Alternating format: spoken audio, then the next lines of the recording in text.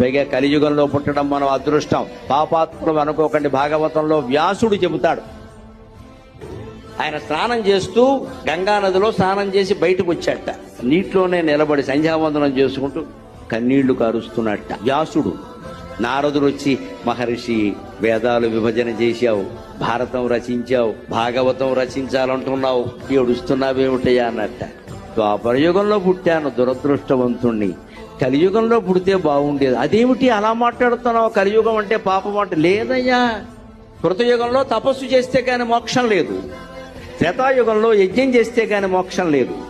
ద్వాపర యుగంలో దానం చేస్తే గాని మోక్షం లేదు. కేవలం భగవన్నామస్మరణతో మోక్షం పొందగలిగే అదృష్టం కలికాలంలో పుట్టిన మనకి. మన కాపాడగలిగేది భగవన్నామం ఒక్కటేనమ్మా, వేరే ఏమీ లేదు ఇక్కడ, వేరే ఏమీ లేదు. పైగా